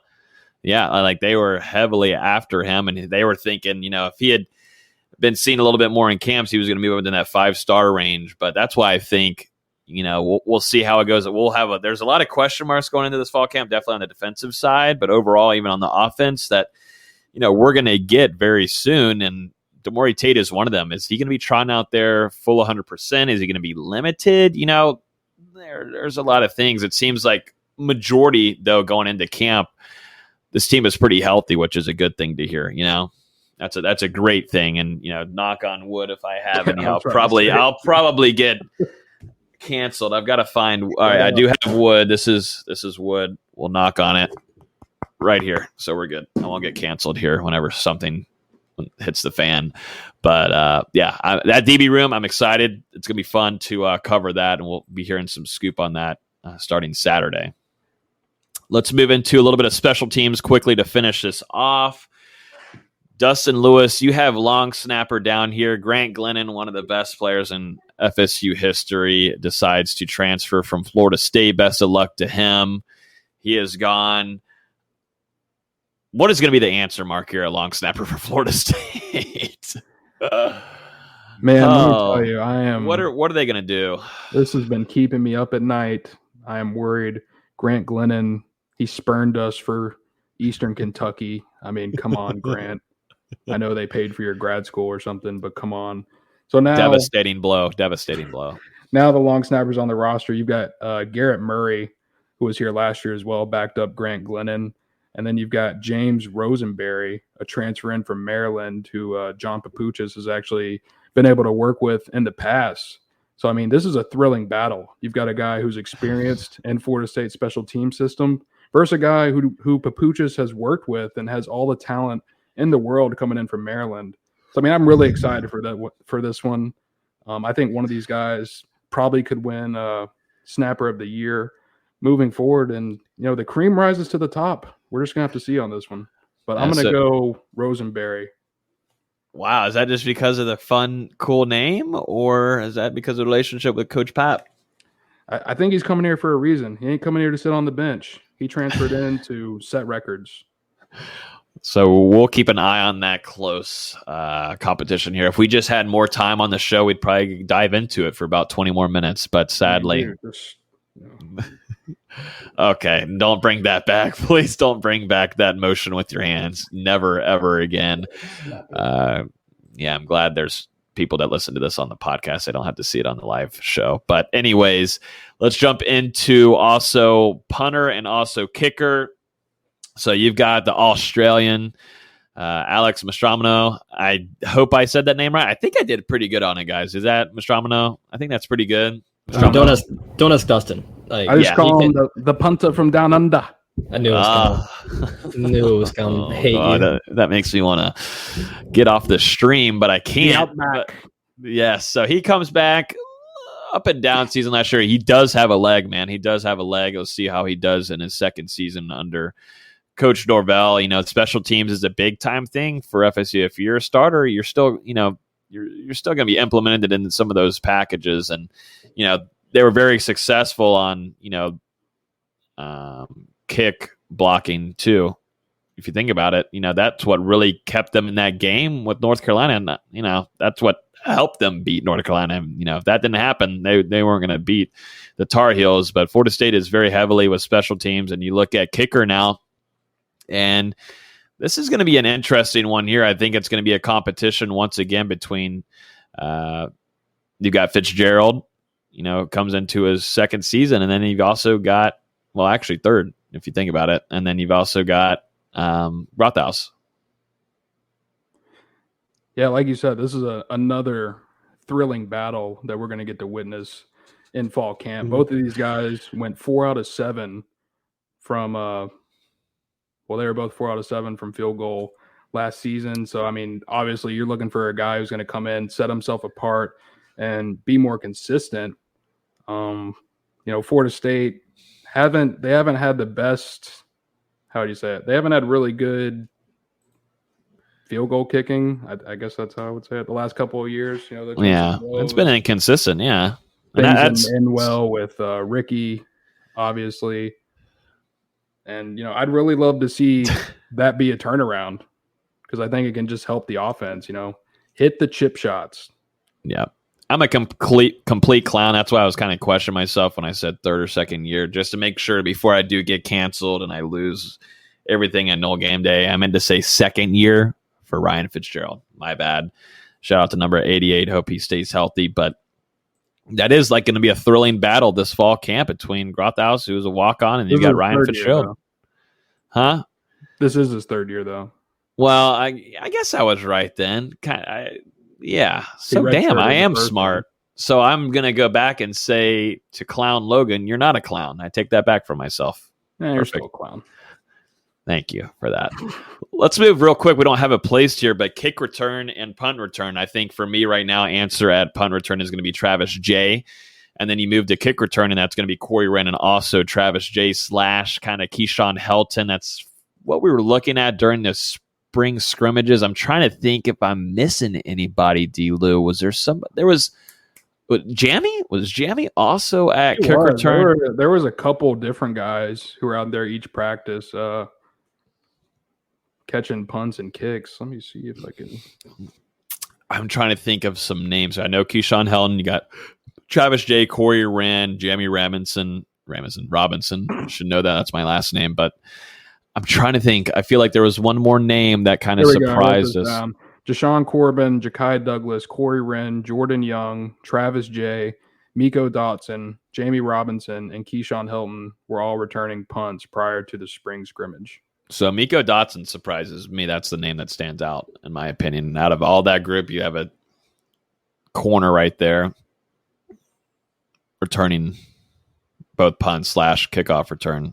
I'm just trying to get a feel. So, if we see them trot out, it's not going to be so much of a crazy surprise. But yeah, I think Ja'Kai Douglas, Corey Wren, Travis J, and Qae'Shon Helton should all really be in that mix. I was most recently told from a source inside the program that Ja'Kai Douglas is one of the fastest guys on the team. He could compete with Corey Wren. I don't think that's fully true with Corey Wren, but he is one of the fastest in that top 3 on the team as one of the fastest. So it would make sense, though, for him getting some burn in practices and scrimmages at kick return along with punt return, but really kick return, utilizing that speed. If you see Corey Wren and also Douglas out there, you know why. Yeah, it wouldn't surprise me. He was another guy out of Louisiana in the same class as Corey Wren, and I believe he ran track as well. Not to mention played all over the field on his offense: quarterback, running back, wide receiver, kick returner, punt returner. So this is a guy who, has been productive based off his athleticism, and I think that's just going to continue at Florida State. We saw him make a couple plays during his true freshman season, including that touchdown against Duke. Yep, absolutely. So special teams, Norvell, as we know, he stated that in his incoming intro to press conference to Florida State. Special teams is going to be a big time focus. There was some success last year and some improvement. And we'll see who they're going to utilize there in kick return and punt return. But it seems like it's kind of going to be a mix of a Travis J / Corey Wren show for your main guys there. But, that's going to kind of wrap it up for the defensive position breakdown / special teams, gentlemen. And that's, these guys are going to be reporting back into town tomorrow with the team. Any kind of last thoughts before fall camp? I'm excited for it. We're going to be giving bat caves, meaning we'll be jumping into voice channels after every practice. That night, we'll be giving some scoop on what we're hearing. So that's always a big hit. We got to usually about 50 of y'all listening every night of the scoop that we're hearing. But, this is going to be a really fun fall camp. You got a quarterback competition. You've got Jermaine Johnson, who looks like he was kind of unstoppable, which is not so great to hear regarding offensive line, but he had a great spring. You got 2 corners that you need. Who's going to be starting? A lot of fun storylines, because if you think about it, your top wide receiver is also Andrew Parchment. They're this starting group on both sides is this starting group right here. the starting offensive defense. There's a lot of transfers that we've never seen play for Florida State that will be trotted out against Notre Dame. And one of those transfers, long snapper James Rosenberry. Book it. Most impressive player of fall camp. All right, let's move on now from that and get out of that, because that just wasn't what I was looking for. Anything that you're looking forward to, Austin? Last little remarks before we get after it. I'm just ready for actual football instead of, talk and weight rooms and players' weights. Thank you, yeah. I'm just ready to see. We'll actually get, actual football footage. I can't wait. We don't have to be like, hey, look, Steven Dix Jr.'s 7th ab is developing. That's what Logan's sending in our group chat. If you would get closer to your mic, we'd all be able to hear you. So I heard him. Yeah, I can repeat it if you need me to. I didn't hear it fully, but you want to talk about a guy's abs or something? Austin? You love to do it, so I'll leave the floor. I don't talk about abs. I talk about weight and how much they're gaining, and how built they are. That's how it goes in football. You don't want to have twigs out there. Twig Austin. Oh man, this is going off the rails. Let's move into a little. Let's bring up a question. We haven't had a live question here in a minute. This is something that has been talked about for quite a bit. It's been a chat in the Discord for a little bit, but former 5-star running back Kalen LeBourne, got let go from Florida State from Coach Norvell in his first season before even the football season began. A guy extremely talented coming in, but just seemed like there were some things holding him back and personal issues. Chris G asked, what's up with the running back LeBourne coming back? And, I've known this for a while, that he's been enrolled since the spring at FSU. He stayed at the spring. He hasn't transferred anywhere. Seems like his grades are great, but, to me, the whole LeBourne thing, that's just not happening. That's just not what Norvell, unless something happens, but I just don't think it's happening. I think what he's going to do is end up graduating from Florida State and looking at a school to transfer to play ball. And Logan, you're actually in class with him, right? Last semester I was. Oh, it's a new semester already? Jesus. Yeah, it goes by quick. But yeah, I just don't see this happening. The stable right now at depth at running back is just not going to happen. But I don't even think it's a question. I think the only reason that he's still at Florida State is just this is where he has been doing his academics. And I believe one of his posts on Twitter the other day was that he had just earned his associate's degree. So that means he could be trying to find somewhere to transfer to, maybe for the fall or, even for next season, where that's a JUCO spot to rebuild his stock or what have you. But I don't think it's in the cards for him to return to this Florida State roster, and I don't even think it's been a topic of discussion. No, I don't think there's been kind of a thing. Maybe I really don't think he's even. Maybe he has, but even tried to contact Norvell or staff, trying to get a second chance there. And he's a talented guy, and you wish him all the best. I'd go back and look back at the spring game and how well he did there, and his famous quote and such, and the fan base was pulling for him, but just things didn't work out, and it stinks. And you're also competing with now a guy that's in the NFL with Cam Akers too, and it just was kind of an interesting area, and health reasons too with injuries caused him to miss some time, and it stinks. And he gets let go from the Florida State football program, and I don't know. I just don't. That's just not. Whenever I kind of hear that on social media or I see in the Discord, I kind of just say it's not even a question, like you said, D-Lou. Don't see it happening. So, do wish him all the best, though. Too. I think from what I've heard, I think I've heard some really good things about him. Just things personally, just to take care of. Austin, you get to finish us off here. You get to give us the best rundown that you've had in a long time, because guess what? We were all wrong. And I blame you primarily because I don't ever know what the heck I'm talking about for NBA stuff. So I'm looking at you right now, and you screwed us with the Scotty Barnes. You screwed us with the Scotty Barnes. Like, I was just already ready to just celebrate, but you screwed me, Austin. To be fair, if you read my Discord, here we go. I did say 95% Orlando, but don't be surprised if Toronto takes them. Oh, don't be surprised. You know, you made that edit after the. I did not edit that. He edited it. I Let's look at the logs. Original notes. You can check it. I was surprised, honestly. Even though I said don't be surprised, I was shocked. Yeah, me too. Because even ESPN was shocked because they had the camera set on Jalen Suggs, and he got up cheering, and Scotty Barnes was freaking out, screaming. It was great to see. You know, back-to-back years, the player that wears number 4 for Florida State goes 4th in the draft after being 6th man of the year. You know, at that point, you're just recruiting. You're recruiting yourself. Florida State's done a phenomenal job developing these guys and getting them NBA ready. Even if I don't love the fit in Toronto, it's a way better fit than had he gone to Orlando, which I think is going to help him a lot. He's going to a really great culture. You know, they've already got OG Anunoby, Pascal Siakam. You know, they've got a couple of vets in that locker room that can really develop him. And obviously, you got a really great front office with Masai Ujiri there, a great head coach, and Nick Nurse, who's, in my opinion, is one of the 5 best coaches in the league. I think it's of where the destinations we're being talked about. I think it was the better of the two between them and Orlando.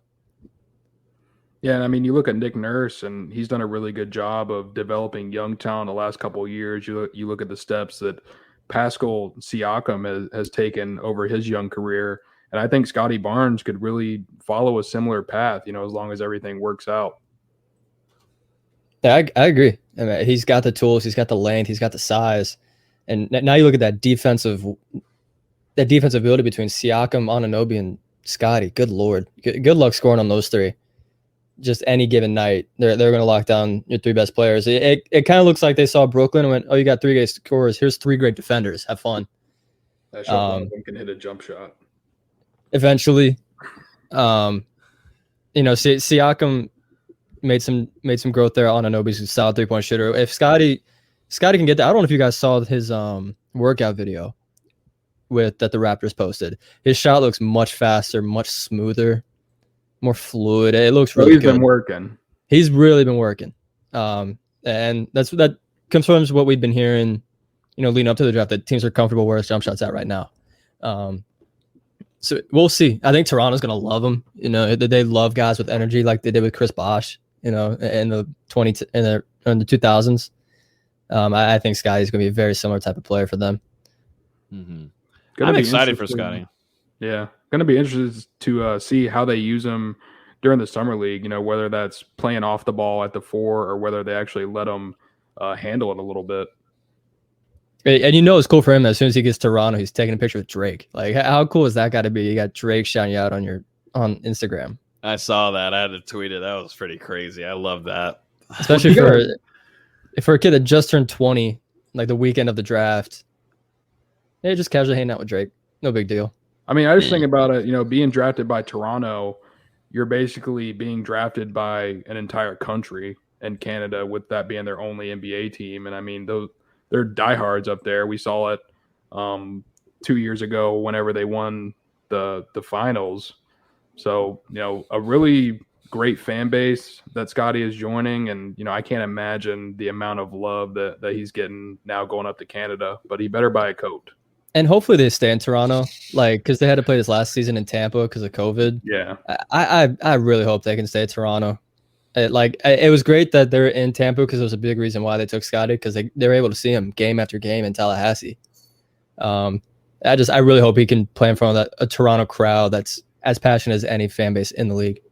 Yeah, well, the thing with him, it was extremely fun to watch him play. He's explosive and entertaining, and you go into the Raptors, who has a strong fan base. I think it'll be a fun fit there. And were you shocked that he was a top 4 overall pick? To you, Austin, I know D'Lo has given him such a hard time, but was it a shock? Like, all right, so if I'm basing it back to where he was coming into Florida State, would you think that guy is worth a top 4 pick, top 5 pick? I mean, depending on the recruiting site you looked at, he was a top 5 recruit.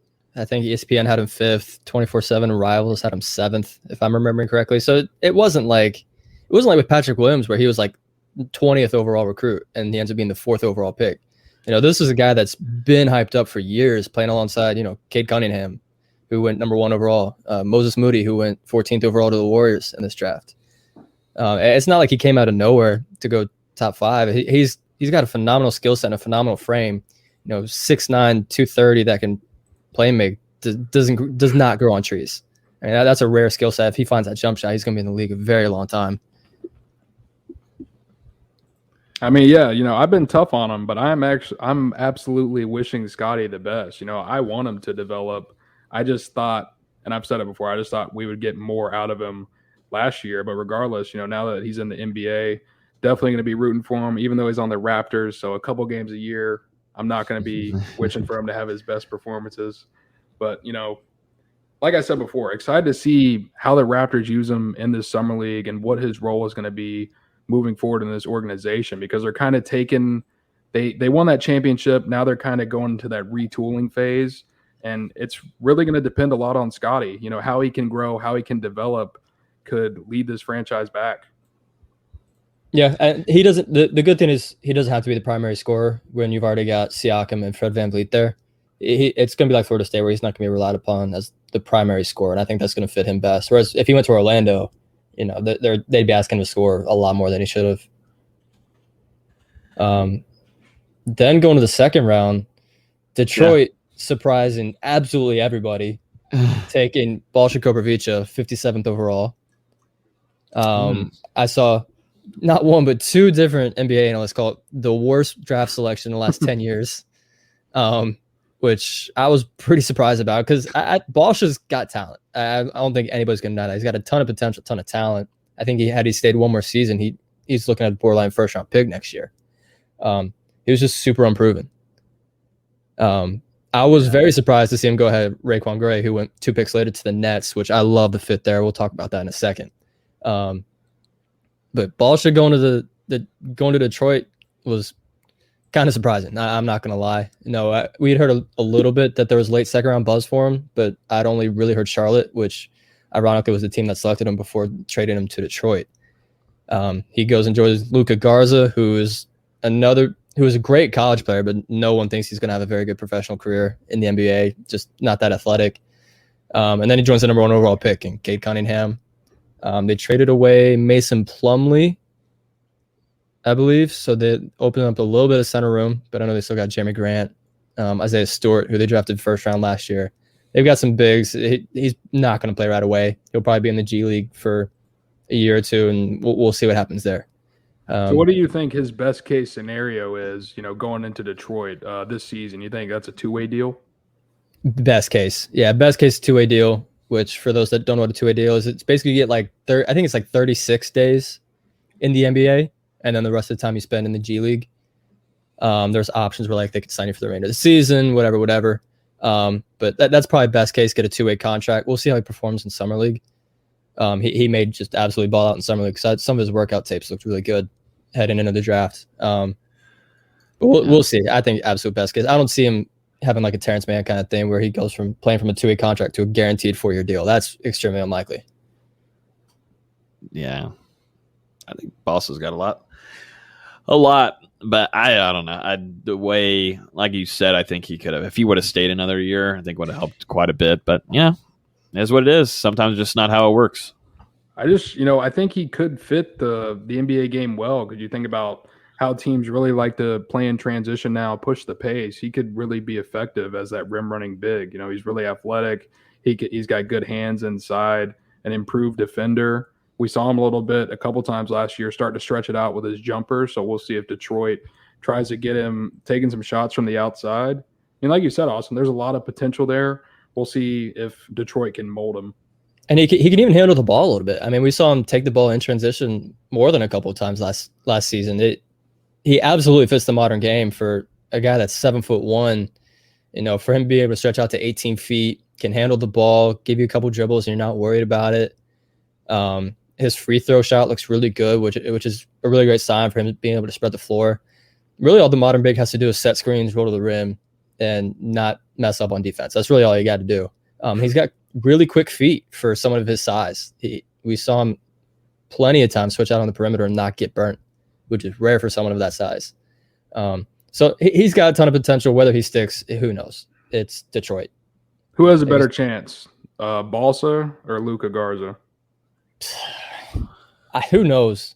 Because Garza was in such the perfect system for him at Iowa, where it was just him down low and 4 shooters. It was kind of like the Dwight Howard Magic days, except they're 2 completely different players because Garza's more technically sound. You know, he's going to hit you with a whole bunch of different moves, whereas Howard's just athletic, strong. He's going to power through you. But it's the same kind of system where if they suck in, he's intelligent enough to kick out to the open shooter. Iowa even had Joe Weisenkamp go early in the second round. So they had shooters.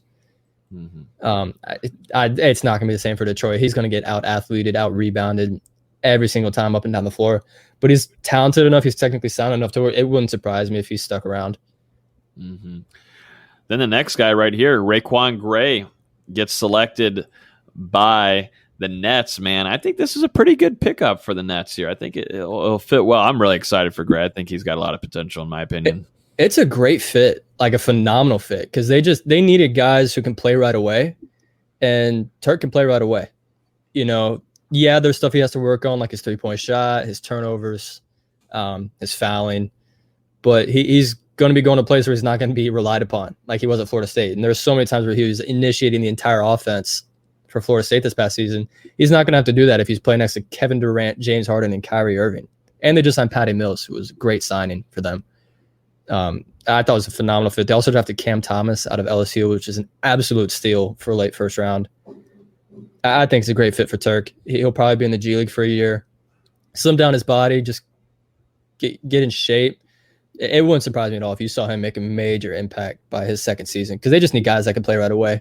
They're cap strapped, paying Harden, Irving, and Durant over $100 million. They just needed guys who could play, and he can absolutely play. And he's a good mid-range shooter. He's a solid 3-point shooter. And like you said, with him not really being the focal point of that offense, being able to play off of superstars like Kyrie, KD, James Harden, I think that just, you know, he'll be able to get open shots with guys double teaming those guys I just mentioned. And I think it could be a good fit for him. We'll just have to see. Like you said, Austin, I think he's definitely going to have to slim down a little bit to be able to play in the modern NBA with the way they just get up and down the court so fast nowadays. But I could see it end up working out. What he needs to do is just go back and watch Spurs Boris Diaw tape and That's just a good one. Try to be him, because that'd be a perfect role for him in Brooklyn, where he can play off all the stars and just average 7 points, 7 rebounds, 5 assists, and he'd kill it. Even a guy maybe like Kyle Anderson. Yeah, and like these are all guys that are great defenders as well. Diaw's a tremendous defender, not only in San Antonio but in Phoenix as well. Kyle Anderson, great defender, great playmaker for his size. That's the kind of player Turk needs to be. He doesn't need to try and step outside his boundary on that team. Wow.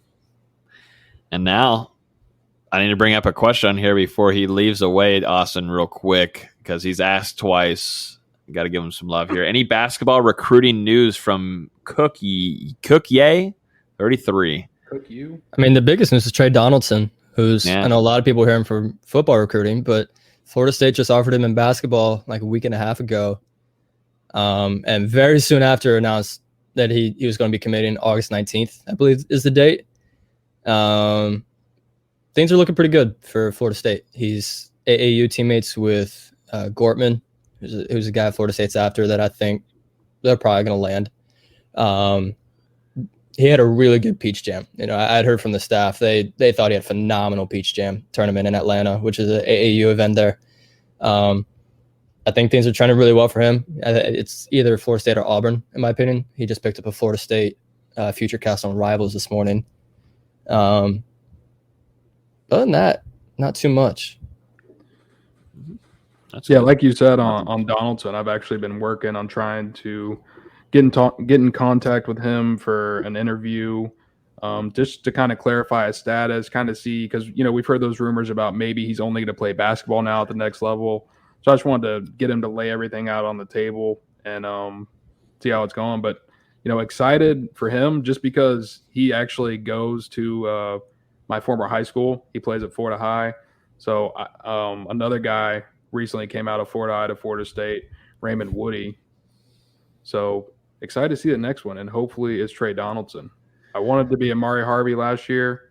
Any guy from my former high school, Florida High, I will root for them. I don't care if he would have went to Florida. I don't care. I'm just saying. Sorry, random moment. Hey, that's okay, Dustin. You're being nice and Show's showing over. your Whatever. Yeah. No. You're being nice. We care about what you say, I think. Do we? I don't know. But going off to kind of finish this off, VZ, I know we have here on the docket talking about Trent Forrest and also Devin Vassell starting their summer league. And, from what I saw on Twitter the other night that Trent Forrest looks pretty solid. Trent is killing it. First game, he had 19 points, 3 assists, 4 rebounds, I believe. And through 2 games, I've got stats pulled up because, I'm a nerd. Through 2 games, he is plus 26. So just doing typical Trent Forrest stuff. Just absolutely killing it. Averaging 14.5 points per game. So far, he's tied for 3rd in the Utah Summer League. But then Devin Vassell is not far behind. He's only played 1 game, but 14 points. Had a couple steals, had a really nice putback dunk. Just Florida State guys doing Florida State things. That's all it is. And speaking of those 2, I put it on Twitter last night that if you look back at that 2019-2020 team, 6 of those guys are already in the NBA. Just speaking of the talent that team had. You had Patrick Williams, who obviously went 4th overall, Vassell went 11th. Trent signed a 2-way contract and looked really good. Not only in the G League, but when he got minutes, he looked really good. Then this year, Ballsher and Raekwon Gray got drafted. And MJ Walker signed a Exhibit 10 contract with the Knicks a couple days ago. Basically, it's ended up going to be a G League contract. But either way, you've already got 6 guys from that team that should have won a national championship, signed an NBA contract, getting close to rivaling the 2016-17 team, which had 6 or 7 guys sign NBA contracts and 3 more signed G League contracts. Just a very talented team. Speaks to the depth that Hamilton's brought in the last few years. Wow.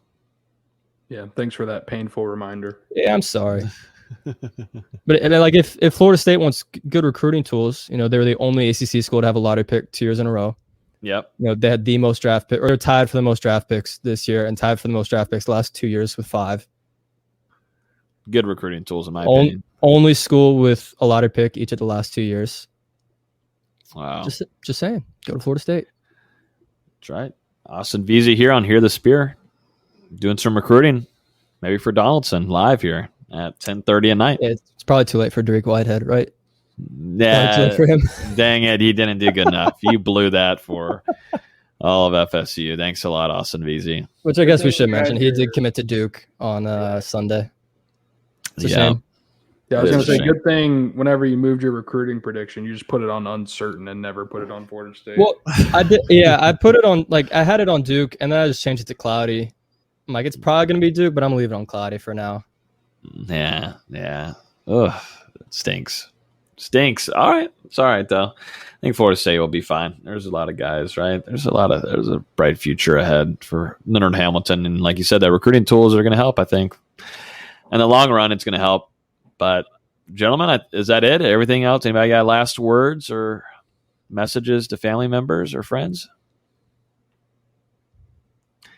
You don't have any friends, Dustin, so I understand you shaking your head now, except for us. Wow. I was about to say, he's got what happened to you guys? You think you're friends with us? That's a great question. But yeah, as always, thank you so much for listening. We've got some really exciting news to share next week on the show. Guys, fall camp also begins practically tomorrow and then also Saturday when the guys hit the field. This is where you're going to want to be is patreon.com/Noel Game Day. Me, along with Dustin, Nate, Mikey, everybody kind of in the Discord alone on staff is going to be dropping in some nuggets. The Bat Cave is something that we do practically 5 times a week almost. We'll jump in after practices and give you guys the inside scoop of what we're hearing about practice and how it went and such. And we got a quarterback competition to talk about too, which will be fun. So that is in our Patreon called patreon.com/Noel Game Day. That's the link you can go to. Only $2.99 a month, the cheapest option out there right now. I highly suggest you guys take advantage of it. It has been rocking right now. Definitely tonight with my Steelers playing the Cowboys. I don't even want to know the score. I don't even want to look because I'm seeing tweets. Well, say Stan R just said in the comments, touchdown. I see. It does show that it looks like we might have just scored a touchdown. It feels like it's got to be 30 seconds left in the fourth quarter. Jesus, it's a little scary to think of. But anyways, make sure you guys are in that Discord. I highly suggest it. It's going to be crazy. The Discord just started this time kind of around last year. And, we've got really cool things coming up this upcoming season to get for you guys the best coverage and inside scoop. And a lot of it's going to stay inside that Discord. So we'll see you on there. As always, you can listen to this podcast on iTunes, Google Play, Spotify, everywhere. Hit that subscribe button wherever you're at. We definitely appreciate it. The YouTube has been absolutely blowing up, over 100,000 views in the last 28 days. I don't know what's going on, but definitely to all the YouTube people on here, we appreciate the support. And if you're on iTunes right now, definitely feel free to drop a 5-star rating. We would appreciate it. But yeah, everybody have a great rest of y'all's week. Fall camp is finally here, gentlemen. Football season, baby. We've made it.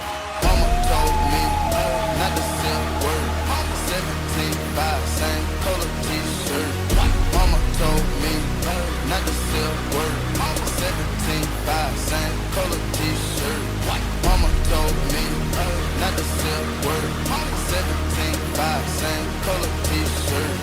Mama told me not to sell